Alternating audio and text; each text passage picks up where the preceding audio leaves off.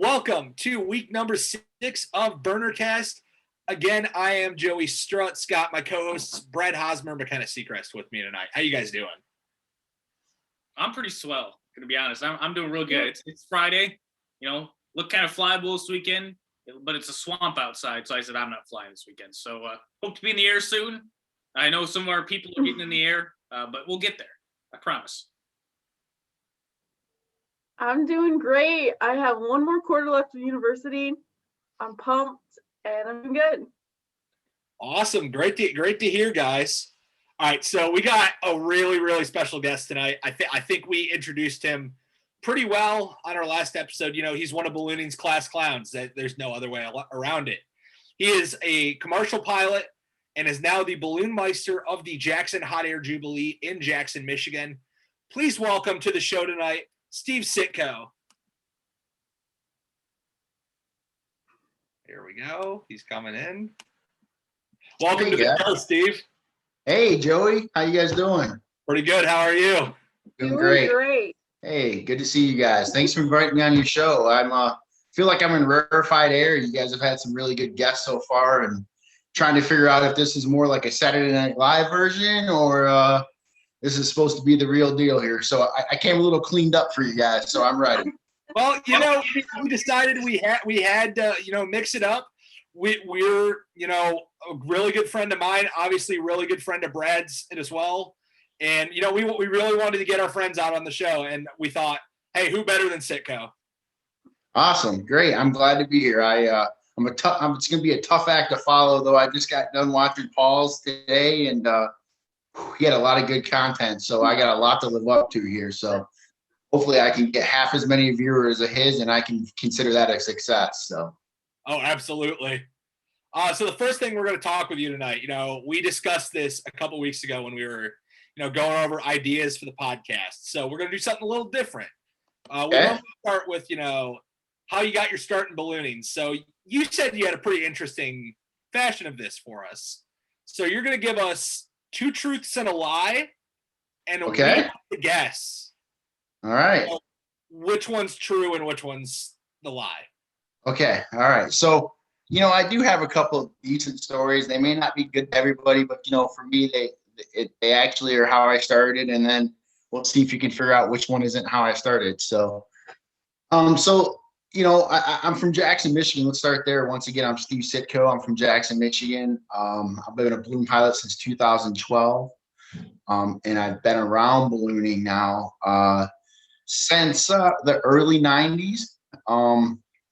But so how I got my start. So in Jackson, there's a balloon festival called the Hot Air Jubilee, which we'll get into later. But so, as a young kid, there's that balloon festival and there's balloon pilots here in town. So the first time I was introduced to ballooning was I was at the balloon festival, and there was a sign that said Bob's Ford, and there's a gentleman in there flipping pancakes. So me being a younger, chunky kid, I walked in there and I'm like, hey, I'm Steve. And the guy's like, hey, I'm Jody Leatherberry. How you doing? I'm a balloon pilot. And I got talking to a guy named Jody Leatherberry. And next thing you know, I got free breakfast out of the deal. Right? So that's one of the great ways I got involved in ballooning. The other is, as a little kid, I had parents that, fortunately, just a lot like you, Joey, if you saw a balloon, you chased the balloon, right? So here in Jackson, great ballooning community itself. At the time, we probably had, I'm going to guess maybe upwards of 10 pilots that were active at the time. And one flew over, and I said to my mom, let's go follow that balloon. And we went and chased it down and helped pack it up. And lo and behold, I got in the back of the truck after the flight, and they took me for ice cream. Right? Being a chubby kid, being for ice cream, man, I was in for that too. So I was like, yes, I'm in. Right. So I helped crew that time, and I ended up, maybe I ended up working with that guy long term. Maybe I didn't. But then the last one is being I don't know if you guys remember when the balloon festival was at the airport. Oh yeah. Okay. So with the balloon festival being at the airport, my house was pretty close in proximity to that. And before I got involved, I'd wake up early mornings and I'd sit on my back deck in my pajamas and watch the balloons fly over. So I got this great idea that I would go to the store and buy a bunch of helium balloons. And I tried strapping them to a chair that day and launching in my backyard, and it failed. So, that's kind of how I got my start. I tried to get myself off the ground. And then later that day, I went to the festival and was telling the pilots about it, and they invited me out their crew. And since I started helping at the festival crew, I just kind of grown from there. So, yeah, that's how I got my start. And you guys are more than welcome to figure out which one is true and not true. All right, Brad, I think you take the first guess here. Well, I know you all too well, and we've discussed this all too long. I don't think you tried to pull a guy from up and strap a bunch of balloons to your lawn chair and say, "Hey, we're gonna fly a balloon." I don't think that's how you got ballooning. That would be a fair assessment. That is not how I got my ballooning. But when I have little kids around, I do like to try to extrapolate that story out a little bit because they always get a good kick out of it. And but that is not really how I got my start. But the other two are true. The first pilot obviously was Jody Leatherberry. He had out at the airport one of the first years out there, big tent. He said, "What about Bob?" Everyone had these "What about Bob" bracelets on because his dad owned a car dealership. He was obviously involved in that. They were a big sponsor, and they did a free breakfast for the pilots out on the field, and I was not involved at all. And I walked up, started talking to him, and he gave me some pancakes and breakfast. And then the other pilot happened to be Dave Sitko, and Dave Sitko was actually training at the time, and I helped him pack up, and once I did that, he did take me for ice cream, and that's actually kind of his crew still tradition. They take people out for ice cream still. So what was better, the ice cream or the pancakes? I mean, what? Well, I'll be honest, free breakfast is always better, right? There's nothing better than getting a flight in and after you're done flying, taking your crew out and getting yourself a nice free breakfast. That's what I like. I think that's what it's all about, and that's where you build some of that camaraderie is having breakfast with local, other pilots, and if you're at an event, maybe some local crew or the crew that you brought, just to kind of bring that whole community together. Yeah, honestly, some of the most mellow ballooning conversations we have are over breakfast after the flight, whether we debrief and talk about where that left went or what we could have done different to score on the task better, or who we thought did good and who we thought did bad. Leads to some good conversations and then a nice 2-hour nap afterwards. Yeah, you young kids need those naps. I know how that works. Us boomers, as you like to call me, Brad, we tend not to take naps. We may get a 10-minute cat nap in, but we don't stay out as late as you young kids. So we get our sleep. I don't know, man. I don't know. I've seen you out late at some balloon events. We've had some good times. That may be true. Can neither confirm nor deny. Yeah. Right. There may have been a balloon inflated. Can't confirm, can't deny. Right. So let's talk a little bit about your crewing experience. So you kind of get your start in Jackson. Kind of talk about some of the memories you have from that as a kid and kind of how it led you to be a pilot later in life. Yeah. So actually, I texted somebody today because one of my first real memories, if you will, actually goes back to Sean Rea. And I was actually crewing for another pilot at the festival. I think that was maybe my first or second year, probably my second year crewing at the festival. And my pilot chose not to fly. I just remember it was hot. It was super hot. Sean actually said that today, that it was super hot. And we went over to Cascades to watch Sean Rea. Well, all the balloons come in to the Cascades to try to do the key grab off the top of the fire truck at the I believe it was a fire truck anyway, something like that, at the top of the hill. And Sean came in, remember coming right over the top of that thing, grabbed it. Didn't grab it, but grabbed it. It was duct taped on, and the whole controversy around that. But just watching that, I thought that was such a really cool thing, and that was one of my most fun memories from when I was younger. Watching the key grab was always a big thing in Jackson, and that kind of got me really involved in it because I already played sports, so I like the competition side of things.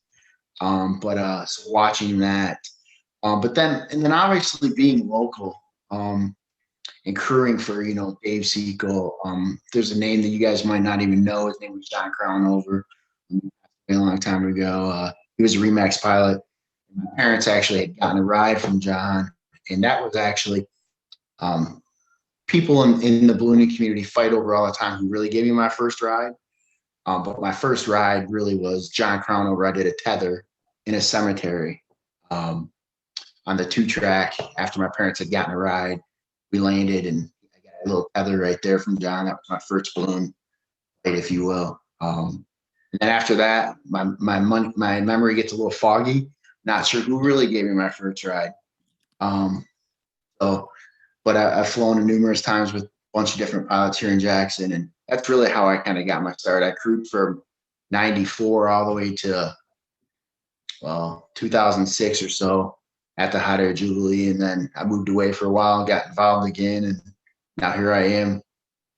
Many moons later, pilot myself. So that is interesting if you think about it, because I tethered a bunch because I grew up, of course, a lot of people know, on Battle Creek's event when it was in its heyday where, you had 100 balloons, and during the team event, and I have pictures of me tethering with Rich Jaworski. So I don't know if that was my first tether or what. I have to look back, but I know I know my first ride was at the late Mike Nelson in 2011, 2010, somewhere around there.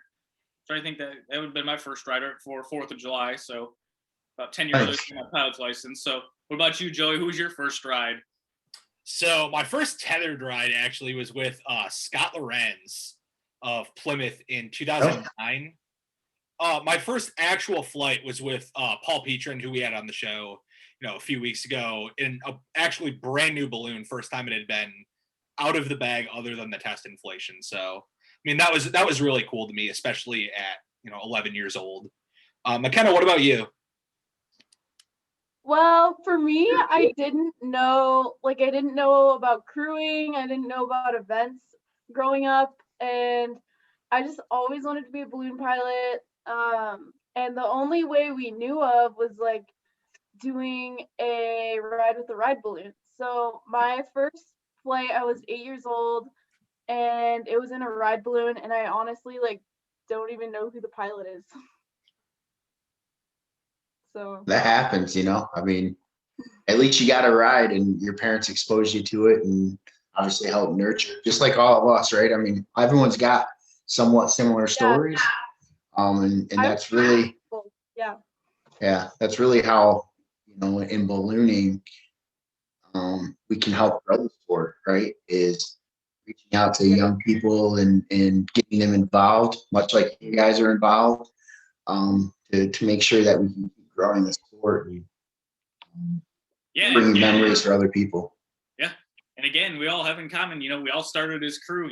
I crewed Battle Creek, U.S. Nationals, Holiday Balloon Fest, Struts, crewed Howell and various times around town. McKenna was up in her region crewing. And like you said, you crewed Jackson for a while. And then oddly enough, we all became pilots. So what advantages do you think that has of starting as crew and then going to get your pilot's license, as opposed to, some of the pilots in the world to say, hey, I took one flight, my next flight, I spent 20 grand on a balloon. What do you think of the advantage of being a crew before a pilot are? Well, so since I crewed for so many different people throughout the time in Jackson, I was kind of that local crew guy that for the festival, I didn't crew for the local people. I crewed for somebody from coming out of town. So I crewed for Shapes while they were here. I crewed for, regular round balloons, many different types of shapes, but I got to see a lot of different systems. And I think that was one of my big advantages is, I got to fly in a Firefly, I got to fly in an Aerostar, I got to fly in a Lindstrand, I got to fly in a Cameron, all the big names I got to fly in. So, and I got to be around and I got to see how their setups worked and I got to see what their checklists were and how they went through the process. And, I think doing that made me comfortable in whatever system I could afford to get me into the balloon, right? I wasn't focused on, because all of the balloons are safe. It's more of what you're comfortable with, right? If you're comfortable with a single burner system, every balloon manufacturer has a single burner system. If you want a double burner system or want a double burner system for the redundancy, you can get a double burner system with almost every manufacturer. So it's just what you were comfortable with and what you felt you needed. So when I went through crewing, I didn't look at that as that learning experience. But when I look back now, I can see how I morphed into what I did as a pilot and how I got there. Yeah, I mean, I totally agree with that. I've crewed for you forever as a kid. Well, not really a kid, young adult. And I crewed for all the pilots all over the country, had world champions come to town, crewed for them. And you just kind of learn over the years. It's like, okay, well, I like that. I don't like that aspect of the basket. We've always talked off the air about, Joey with his Aurora basket and how it comes up to your knees, how you wouldn't do something like that. You and I are, decently tall compared to, other people that would, like that short basket and stuff. So it's, you kind of learn over the years of what you like and what you don't like, which is, like you said, you can almost get to do it by trial and error without realizing it when you're younger and crewing. So that is the unique part about it. And that's the thing too, is I still really enjoy crewing even as a pilot. Some other pilots around here call every now and again, hey, what are you doing? Are you flying today? No, I'm not. Hey, I'm looking for crew. Do you want to come on out? And I'll go help. And I like doing that, because I still enjoy the chase. I still like the opportunity to be mellow and not have the pressure, if you will, on me. I just have to get in the van or truck and get to their landing site, right? Now, the pressure's off me. I don't have to be the one to press the passengers, if you will, or whatever flights, whatever is needed for the flight. But with that, I still go to crew because I want to see what people are doing different, right? And what maybe I don't do today that I could incorporate tomorrow and go, now I'm that much safer. I listen to Paul and Paul's podcast, and I listen to him talk about how he always makes sure everything is up and done, right, to start with. I've never thought about that, right? One of my last things I do is I put my iPad in the basket. I might change it now after listening to him, right? Just different things like that, listening and being around it that you can learn. I still like doing it, and I still like learning from other people. I think your license to learn starts when you become a pilot, and you never lose it. I think you always learn from somebody else. I still like to do that. So. Cool. I think one thing that I've also got out of crewing is I feel like it's made me a better pilot in the long run, because I can see things more from a crew perspective and be, I don't know, it just gives me kind of a different mindset in that way. But yeah. Go ahead. Oh yeah, go ahead. I was going to say, it brings me up to a funny story. One of the reasons I became a pilot too, though, is when I was crewing for somebody, I won't mention any names. I trudged through a swamp at one point in time, and I'm talking waist deep water, muck, you name it, right? To get somebody to bring them back to dry land. And I told myself that the next time that happens, I'm going to be the one in the basket, right? I'm not going to be the one out there trudging through the muck and the mud if I had to do it. And I jokingly say that, like I would never want to put my crew in that position. But if I did, I kind of laugh and go, I'd much rather be the pilot now than the crew guy, right? Mm-hmm. But yeah, so. Trust me, know the feeling. Yeah. Brad, you've been in a swamp before, haven't you? I have, yes. That's with a truck, though. Well, my pilot decided to land in the swamp, and then said, "Oh, it's good to drive out here. You're supposed to trust your pilot, correct? That's what you're supposed to." Yeah, that's a different story. But anyway, That's another episode. That's episode 2. Yeah. I haven't been in a swamp, but last summer I pulled a balloon out of like shoulder length, like soaking wet grass, and it was just terrible. Yeah. But the hard part about some of those fields are that they're the soaking wet ones is they look so enticing from the air. I know. Until you get down on the deck and you're like, oh, this is like head high. Like you're like, oh no, we're not. I mean, there's going back at that point. You're like, no, we're done. Yeah, I mean, luckily we could pull it to like shorter grass, but it was terrible. We were so. Yeah, that's not a fun. But I feel like doing those things gives you like the crew perspective. So like you've been there and don't want to do it to your crew, and it makes you like want to treat your crew better because you've been in that position. Yes, I agree. Yeah. So, question for you. So, what mentors did you have when you were first starting in ballooning? Like, who did you work with and who did you learn from? Yeah, so yeah, I got a unique story. I've been a little bit all over. I started working on my pilot's license with a pilot that's no longer with us. His name is Ed Restaino. And then I moved back to Michigan from North Carolina.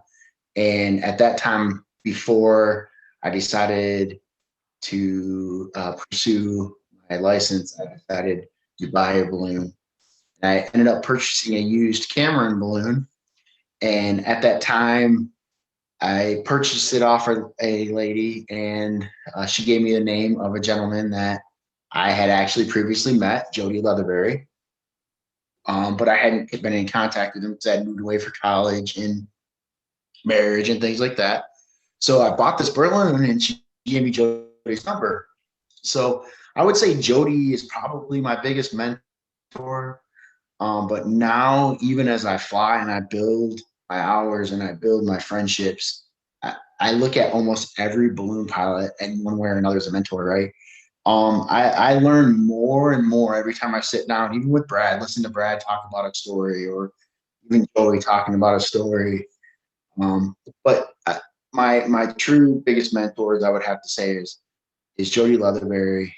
Dave Sitko helped me out a ton. Both the local pilots that were right here with me. Anytime I wanted to do a training flight, they didn't have a flight book.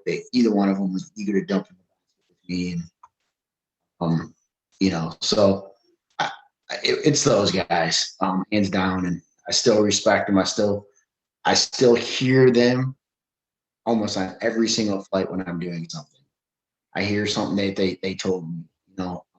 I actually said at the Brad last night, one of the things that Jody on one of my training flights coined with me was, a panicked man never thinks, a thinking man never panics. And it was one of my actual first solo flight. I'm going to go into a quick story. One of my first solo flights, I got there. I'm all amped up because it's like my second solo flight. He's flying passengers. I'm going to be solo. I'm ready, right? Well, I don't know how you guys are, but I'm pretty. I like to do most of the work myself. So I drive to the launch field.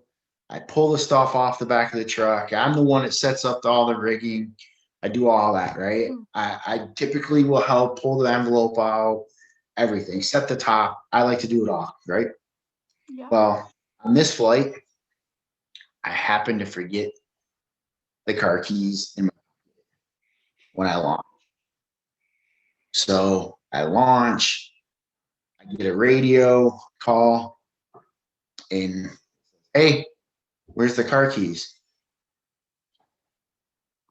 Right? They're in my pocket. So I'm flying along, I clear the cemetery, and right after the cemetery, so I radio, I'm like, hey, I'm gonna drop the keys to these kids. I'm literally not even a half mile from, and I'm like, I'm gonna drop the keys to these kids that are in this ball court. So I vent, here I come streaming into this field, into this basketball court, throw the keys down to the kids. I'm hitting the burner. Here I go back up like a yo-yo, right? Like everything, not calm. I'm amped up now because now my crew doesn't have my keys. And I drop the keys and I just hear them. I told the kids as I'm throwing them, catch them. They don't catch them. They smack on the ground, break, the whole thing.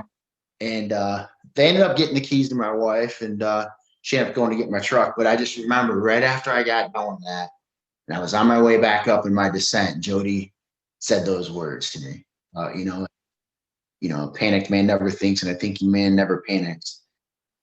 Almost in any situation now when I'm flying, I hear that a lot. And not because I panic, but because it just gives me that time to say, relax, whatever situation you're in, and that happens a lot. So just getting this. Yeah, so that's one of the things. And like I said, I hear them on every flight, and I do things probably almost the exact. I bet you if you go over to Jody's balloon and watch how he does things, you're going to go, well, that's why Sitko does the way he does it. You go over and watch Sitko, and you're going to go, oh, that's why Sitko says the things he does. It's what I know. It's who helped me and mentored me and still mentored me. Jody calls me sometimes his protege, but I'm not so sure I could ever fill his shoes. So. Yeah. So moving on now, we're going to talk a little bit more about a newer endeavor. So we hear that you have become the, event director over at the Jackson Higher Jubilee now, which was, your hometown event growing up as well. Can you tell us a little bit just about how that all came to be? Yeah, I think it's kind of like how you guys put me on this show. You guys needed some filler and no one was willing to take it. So I got the lucky straw. Kind of the same thing in Jackson. I think, to be honest, there's been I think if I look back on it and I remember in my memory, there's been probably 4, 5 maybe balloon meisters in Jackson's totality. I'm starting off with Tony Hurst, and then Joe Sprangle, John Piper, Derek Jones, and then Al Smith. I kind of always, when I was a kid, I can remember standing there, and I don't know if any of you guys have ever met the gentleman named Tony Hurst, but he's a very unique guy. And I just remember the way that he approached that event and the fun that was there. And so a couple of years ago, Al Smith had gotten with me and asked me if I wanted to help him and all the competition tasks. He would still be the balloon meister, but I would do the competition stuff. And that was 2019. So I said, sure. Well, 2019 came and went, and we never flew. So great endeavor as being a competition director, didn't even fly. So I can't say I called a good task. I called a bad task. And then last year I was going to do the same thing for Al. And we just felt this year with the transition, with having the off year last year, Al approached me and asked me, if I thought would think about doing it. And I had always wanted to do it. Matter of fact, if you would ask me 5 years ago and I wasn't even really involved in it, if I would do it, I would have done it. So I jumped at the opportunity when someone asked if I would do it. Yeah, I'll do it. It's my hometown event. I want to see it successful. So I decided to take on the opportunity. I'll call it the opportunity to learn what it's like to be a event director, if you will, or competition director, and balloon meister, and have the 25 to 30 pilots listen to my banter and my stories as I try to get them off the ground for a flight, in the pre-flight briefings. So, so it really wasn't a big process or anything. It was just more, I lucked into it and I was at the right place at the right time. There's plenty of capable pilots, I'm sure, here in the area that would have done it. I just think being a younger of the pilots here in the area, that they probably thought that maybe it would be a good fit for me to take on and maybe hold the reins for a while. It doesn't stress me out too much, or I have too many bad with no flights or something like that. So, yeah. So, Jackson's really been that event. Most people in the Midwest know it as, it's where the fun is. It's it's not super competition based. Sure, you guys have, a fun little hare and hound here and there, a key grab, that kind of stuff. What direction are you wanting to take the event? Do you want to keep it, that fun, different idea, or are you going to start going towards a more, competitive mindset with it? No, it's interesting. I don't want Jackson to lose its ability to draw fun pilots. And I don't want Jackson to lose its ability to be known as that fun place. People, I guess, around here consider me a highly competitive guy. I'm not highly competitive though. As you can see by my trophy case behind me, there's really not any trophies up there. So obviously I have nothing really to claim as a competition win. So, you know, it's not like I can call myself a competition pilot if you don't win a competition, you know. But anyways, no, really, I want to keep it really kind of what it was. I'm going to call task. It's going to be competition, but it's not going to be they're dropping a traditional baggie. I have some fun things up my sleeve. I got some rubber duckies. I got some rubber chickens. I got some feathers. You know, we're gonna kind of challenge the pilots, but make it fun for everyone. You know, Joey, when you're not in the field, you can drop your feather from 2,000 feet and hope it floats into it. Man, what? Did I say something wrong? calling me out on air, man. Oh, hey, I'm just putting it out there. You know, Newark, you might not make it. If you do, great. If you don't, just drop the feather, and you know it may float into the target area. It's hit or miss. You got to try. You got to try. Right. I heard he owes people a lot of money for lost baggies already, and he's only flown 5 competitive tasks. So I mean, I can't confirm or deny that one. You can only go. I can. I was there. I think that tree. I drove by in the fall, and the only thing left was a red baggie still in that tree. There was no leaves left. Just the red baggie. About 75 feet up, Joe. Hey, all in Michigan. What are you gonna do? Right.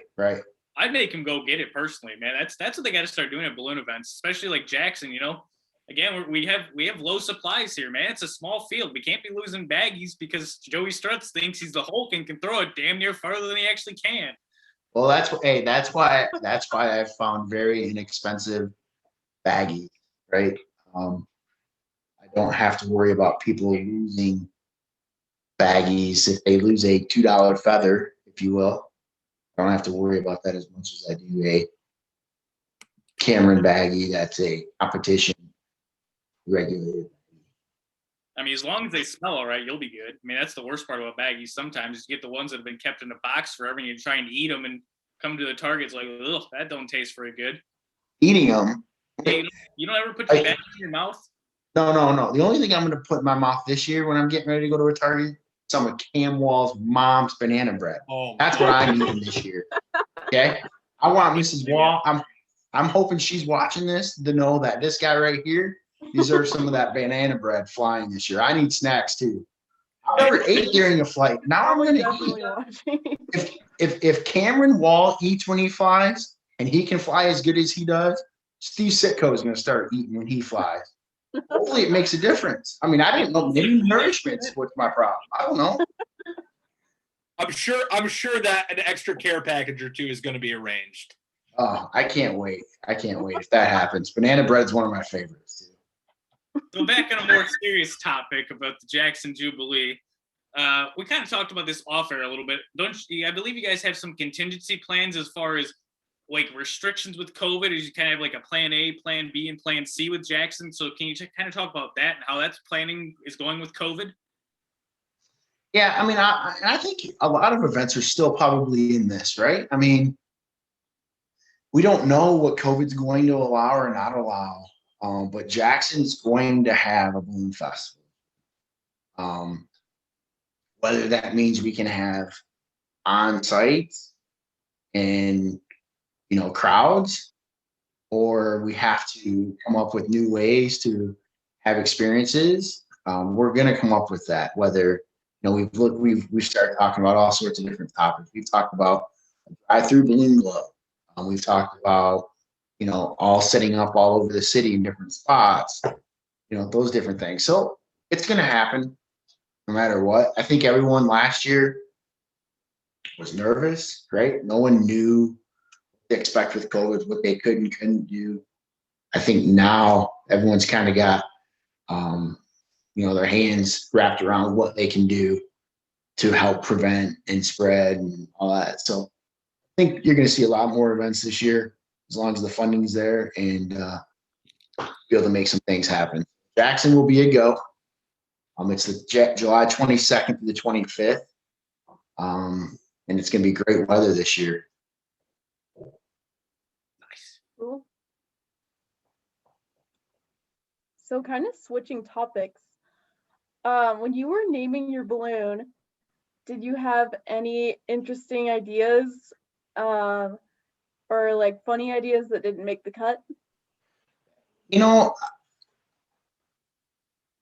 Honestly, my first balloon, I don't know. I mean, I kept the name. So interestingly enough, I just found this out yesterday from Brad. I swear he's got like these intelligent trackers on people's websites or something. And anything that new pops up, it's on his cell phone. But it wasn't 5 minutes after it was posted on Battle Creek's website, I swear, that Brad texted me and said, "Hey, your old balloon, which was my first balloon, is going to be at Battle Creek this year." And I named it and consequently my second balloon is still named that, and it's not the second. Finally built the one that I liked, and it's Mavericks, and that's both my kids' names smashed together. So it's my kids' names are Maddox and Avery, and so I took both their names and matched it together for them.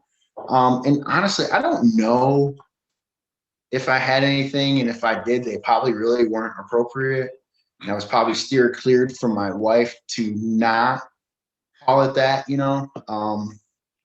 but yeah, so Mavericks it is for my other one. And then I have two. My other balloon is Alice, and Alice is actually my mom's middle name. My mom's passed away, so I named it in her honor. But then it's also kind of got colors. It's multicolored, but mainly a white center. And it kind of reminded my wife of Alice in Wonderland. So it kind of is a little bit of both of those. So it's whatever you want it to be, but more for my mom. But yeah, so yeah, you always love to see a good family man in ballooning, because ballooning honestly is just a big family affair most days. It is. I mean, and if you can't have fun in ballooning with your own family, let alone everyone else's family, you're doing something wrong, right? Right. I mean, any event you go to, it's like a family reunion. I haven't seen, Jack Semler and since I guess Thanksgiving, but I was going to say last ballooning season, but there wasn't a last ballooning season. But so I saw him at Thanksgiving, but I'll see him in May. When I see him in May, it'll be like we haven't lost a step, right? Start talking about something that happened yesterday, and he'll know exactly what I'm. It's just a big family, and you don't, watch kids grow up, watch Joey grow up, watch you grow up, Brad. You're maturing, and it's just interesting to see. And pretty soon we're all rubbing elbows at balloon events, and it's fun. It's pretty soon I'm going to be the gray-haired grandpa. You guys are middle-aged men. That's what's going to happen, right? I mean, let's be honest. All right, so to get back on topic, we talked a little bit about events, and you kind of mentioned earlier, so you fly a lot of competitive events. You fly the Battle Creeks of the world, you fly Angolas, the Finleys. You've had some success at Midland. So what is kind of your mindset towards competitive events? Like, do you just go in and hope to do the best you can? I mean, I know you well enough to know there's some competitive spirit in you, and, you don't enjoy finishing 20th. Like, you love to be in the money. So what's kind of your mindset when you go towards events like that? Well, first of all, can we talk? You said Midland. That's a sore subject with me. I had a really good run at Midland one year, and I had a teammate. It was 2-man teams, if you guys remember. And I was gonna put up behind me I have this beautiful photo, and maybe I'll send it to you. You can get it in the video somehow. But I got this beautiful photo of my balloon right over the top of a target. Okay, I'm coming into that target with my teammate's balloon rubbing me, but somehow my teammate doesn't score on that target. You want to know why? Because my teammate was so excited that I was going over the center of an X, he decides he needs to get higher so he can get a better camera angle and take a photo instead of throw his bag. Had my teammates scored on that target, we might have won the event. I mean, I flew the best I've ever flown in my life.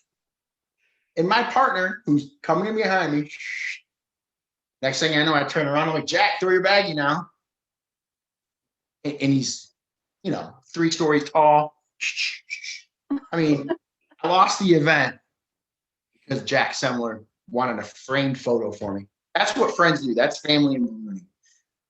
But anyways, in realness, my mindset about competition is, and I know you guys are probably like, oh, sure. No, really, I want to be safe, right? First and foremost, I want to be safe. Brad, you've been there. You've seen me sit a flight out because I wasn't comfortable or I wasn't, so that's my first mindset. Scores matter. First is I want to be safe. Second is I want to have a good time, right? I love to fly. I love to have a good time. And then third, I want to be competitive. If I score well, great. But I don't mind being the laughing stock, right? Somebody's got to finish last. So if I'm there and I can make Rick Kerber's scores look better because I finished so bad, I'm doing something right? I'm still having fun. So what's it matter? But no, I mean, literally, I like to just have a good time with it. If I score well, I score well. I don't beat myself up over it too bad. I mean, there's stuff I look back on during the flight and I go, if I would have just done this a little sooner, I would have been a little bit better on the target or whatever. I don't overanalyze it.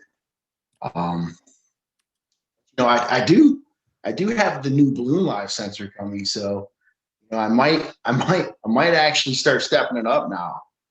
I'm gonna have to figure out how to use that technology and hopefully move myself into a better position to win an event. Hey, we expect a top 5 from you in Battle Creek this year. Got a lot of top 5, a lot of heavy hitters, but we have faith in you. We know you can do it. Is that on one of the flights? Just so you asking me to get top 5 on one of the flights or the whole event? If you can do that, yeah, I'll take that. All right, I probably can get top 5 on one flight.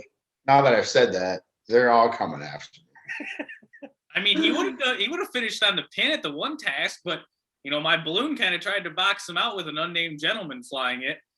Yeah, you guys already heard that story from Cam. I was amazed at that. I wouldn't even never thought of doing that. I mean, that's how much those guys that fly at that level, that national level, that's how much further ahead in thinking they are than I am, right?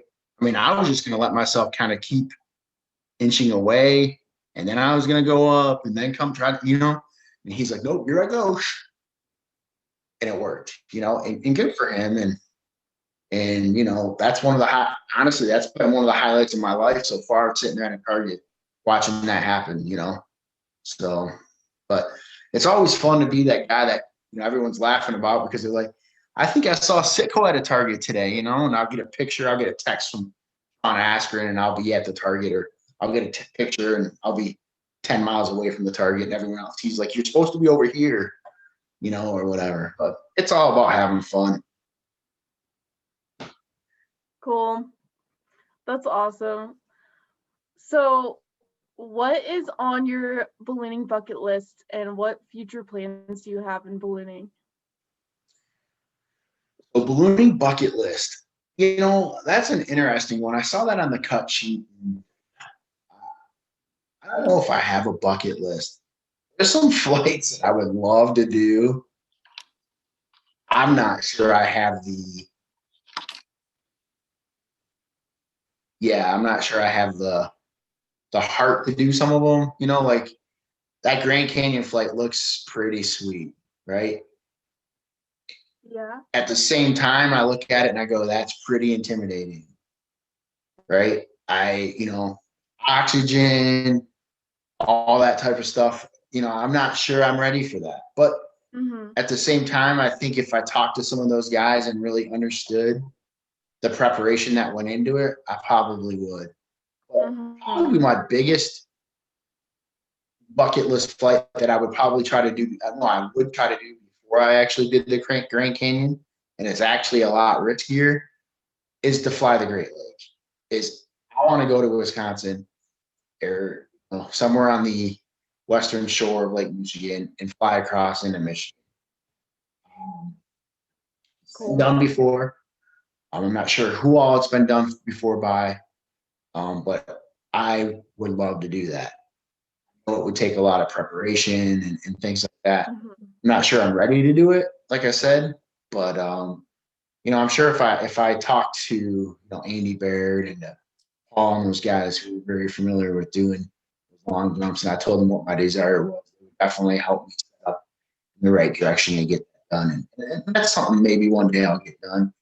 I always wanted to fly out of the country, and I do that.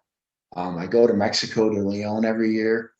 And if ever, I have nothing bad to say about it. I know there's other people that say they've got bad stories about what's happened. I've never had anything bad. The people are great. The flying area, in my opinion, is beautiful. It's not Dubai, but it's definitely different. And then another one that's intrigued me lately is I'm from the Polish heritage, and I'm 50% Polish, and I've always thought about going to Poland to fly. I think that would be really cool. I've met a few gentlemen from Poland that are pilots, and they've invited me over to come fly. So maybe someday I'll get that one done. Other than that, I think the granddaddy of them all, right? Albuquerque. I think that's a bucket list for a lot of people. I've never even been there, let alone flown there. Oh wow. Yeah, so I think that's another one that I'd like to bucket list fly. Maybe a U.S. Nationals is a bucket list. And when I say that, I'd want to be eligible, right? Not the 51st pilot and 22 say no, so I get a spot. But I'd have to probably get a lot more serious about being competitive. And, at this time, it's necessarily my drive and believing I like to have fun and have a good time with everybody. So the last thing we're going to go into here today is, if you've watched the show before, it's the fan question and host question section. So we ask the same 4 or 5 questions each and every week. So we're just going to start rapid firing them at you. So the first one we have for you, bless our buddy Blake Aldridge for this one. Okay. We're going to talk about, what's your favorite Marvel movie? I wish my kids were here because they watch all those. But I would say, I don't know, movie, my favorite character is probably Groot. Absolutely. Yeah, I like Groot. Yeah, I don't know. I can't name the movies. My oldest daughter, on the other hand, she's watched them all. She can name them. But Groot is my favorite character. Now, the real question is, can we get a full flight from you with the words "I am Groot" being the only ones that come from your mouth? I think we need to make it happen. Can you get what to happen? Sorry. A full flight with the only words that you speak being "I am Groot." You think we can make it happen? I probably could make that happen as long as there was nobody flying a drone around. Yeah, I'll give you that one. So our next one is, what is your go-to pre-flight meal? I don't eat before I fly. I might I shouldn't say that. I'll probably grab a banana, something like that. But I'm not a big morning flights. I'm not a big eater. I'll tend to grab a chocolate milk or an orange juice, quick juice, to be ready to go. And then whatever, the event's serving, if they're serving food for the afternoon flight. But I don't have a go-to meal. Hence why I asked if you could please arrange for Mama Wall to send banana bread from now on to my events. As a matter of fact, if you just label it Steve Sitko, send the exact same event Cam Wall goes to, it'll be fine. Okay. She is a frequent listener to BurnerCast, so yes, if you are hearing this, I'm sure the request has been reached by now. So, you know, by certain people, you have been called the Rob Gronkowski of ballooning. You know, much like athletes such as Gronk, you know, they have a walk-up song. What would your walk-up song at an event be? My walk-up song? Oh boy. Red Solo Cup. Okay, yeah. I'll give you that. Red Solo Cup, probably. Let's have a party. Oh, you guys don't need anyone to sing? Sorry.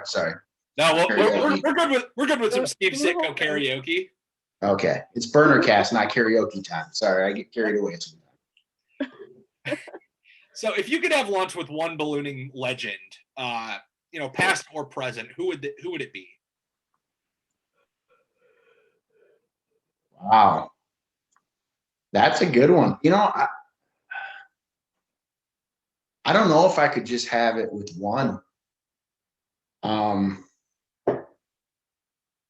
There's a lot out there. And if I look at like current ballooning legends, you know, I'd love to have a sit down with, you know, when I talk competitive pilots, a Joe Hartzell, Johnny Petrin.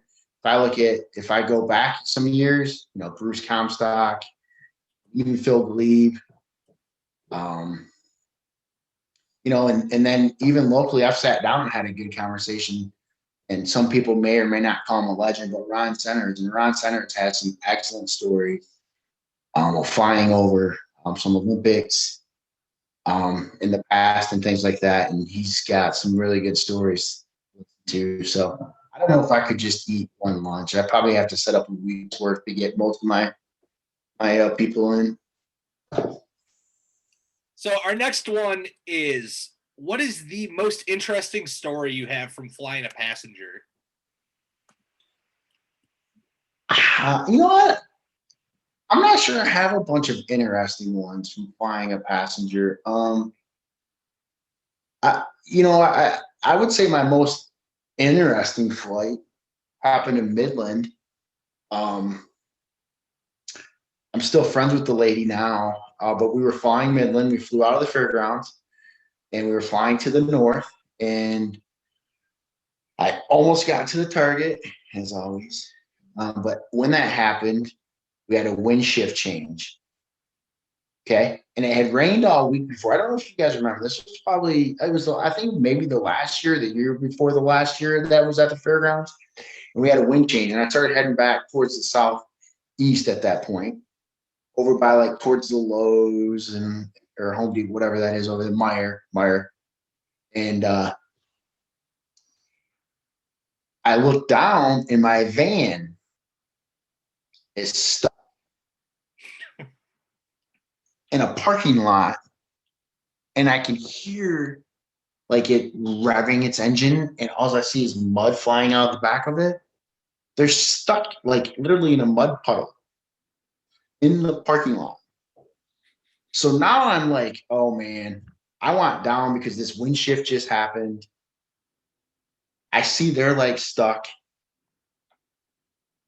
Anyway, so long story short, Scott King's crew pushes them out. And basically what it was is a rut in a dirt parking lot full of mud. The whole back end got pushed down in there, and they had to get help. Not a big deal. I was flying along, and as it got later and later, I was going slower and slower. And the wind kind of just kept shifting. And I found this little honey hole out behind this guy named John's house. And I can see him on his back deck waving at me, telling me I can land. Tells me if I land back there, there's a 2-track. And I'm thinking to myself, dude, this is all trees. What are you talking about? So I'm flying. I'm like, what's he talking? He's like, dude, land. You're going to be fine. I'm like, I can't land in these trees. And literally, I'm like tree high, right? Because I'm trying to inch towards this property, which is over here, and I'm trying to inch this way. But I kind of this way, and I'm hoping I can catch his backyard. Inching. And he's like, I'm telling you, there's a 2-track. You're going to be fine. And it was like floodgates open. I looked down. I passed this big pine tree. And I looked down, and there's a spot barely big enough to put my balloon So I set it down. Perfect green. I can see the two tracks coming in on both sides of it. Call my crew and I'm like, hey, there's this crazy dude, John. I don't know why I didn't know his name at the time. I'm like, John at the house. And he's telling me that you can get back here. And they're like, okay. And they get up to the house. They start driving in and all I can hear is like crack, boom, crack. I'm like, what is going on? They pull up to me. And when he says it was a 2-track, this thing hadn't been drove on in must be years. They had a 7-foot limb in my front windshield, caught underneath the windshield wiper. It looked like they were trying to come in on a hunting trip, all camouflaged out with this limb on the front of their truck, on my front of my van. But it all worked out, and I didn't make it back to Glow that night. Unfortunately, John asked me to stay for some adult beverages and share stories. So John and I shared stories for a few hours, and I didn't make it back to Glow. But so that was one of my more interesting flights. And the person that flew with me, she always texts me every now and again and asks me how I'm doing and remembers that flight. So that maybe that one. Next one we got for you. If you could design a special shape, what would the shape be? Really? Is that an anonymous question? Yes. I don't know. A special shape. What's wrong with the question? First off, why are you hating on the question? I'm not hating on the question. I'm just not sure I could come up with an idea to design a balloon that's a shape. I mean, Man, no, like Piper shape, or I mean, for those of you who don't know, Piper's his dog. Yeah, no, I wouldn't do it. My thing is this: is I love shapes, but man, I don't want something so hard that it's gonna take me hours to get away. You got to get a happy medium, like Pat has with Cynthia Seal. Yeah, super simple, couple appendages. Maybe a hockey puck. Hockey puck would be easy enough, or a flying hockey stick. Interesting. Speaking of that, I really miss the old Detroit Lions helmet. Yes. And I believe that's the guy that gave you a flight, right? Scott Lorenz was the one that had that, wasn't it? I think he may have at one point. I believe it was mostly Sky Adventures out of Oxford. I think it was okay. Dennis Collin. Yeah, I was gonna say Dennis Collin. Gotcha. But man, that Detroit Lions helmet was pretty cool. I remember that thing. That was cool. Well, yeah, hockey stick, hockey puck, something like that. That'd be cool. Our next one says anonymous, but I think you and I can both guess which member of the BurnerCast this one came from. I didn't even keep a straight face already. Yeah. If you and Joey had a swimming race in a certain retention pond in Findlay, Ohio, who would win? Joey. He's got me on age. I wouldn't hug the fountain out in the middle, though, I can tell you that, and take a 15-minute break because I probably wouldn't make it out to the fountain in the middle. I'm going to be real with you. I probably would be doing the same thing. I'm a strong swimmer, but I don't think that's really my thing right there. Yeah, no, me neither. Brad, your question, I tell you. Yeah. I was working. It was right after you texted me today. I was working, and I was like, this Sitko would love this question. You can imagine my surprise when I opened the briefing sheet. Yeah. Hours before the episode, and I'm looking through it, and I'm like, does that say what I think it says? So, the last one we have for you is, what is the biggest thing that you missed from not having any 2020 balloon events? The biggest thing I've missed is the constant, I'll call it banter. You can start to see that ballooning season's starting to fire up this year. You got Dennis Hall putting messages on Chris Smart's page, about who's beating who again this year at the Preston Classic, right? I think that's what I miss the most. I miss, and truthfully, I miss seeing all the people at landings, and getting the communities excited about balloons and bringing that smile to kids' faces and the adult faces. And, I think that is probably, the biggest thing. And I think that's something that we take for granted that we do this, but we really reach a lot of people. And I think we need to be mindful of that.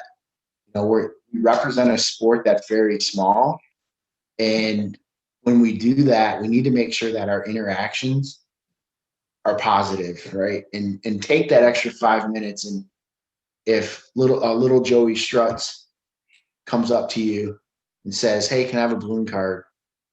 and you don't have a balloon card, fine, I get it. But, make sure you make that effort to get in your truck or your van or whatever you have. And if you got a sticker or you got a pin, and even if it's your last pin, I know pins are expensive, but, and if it's the only kid out there and you don't have anything else, give them your pin. Or, you can create a lifetime memory for somebody else. And truthfully, I think that's probably what I do miss the most. That memory and that touch point for other people. Well, that is unfortunately all the time we have tonight. Next week on BurnerCast, we have, as many people of the Midwest know him, the voice of ballooning. Tom Maynard is joining us on BurnerCast. Steve, we want to thank you again for coming on. We had a great time filming with you, and we will see you next week on BurnerCast.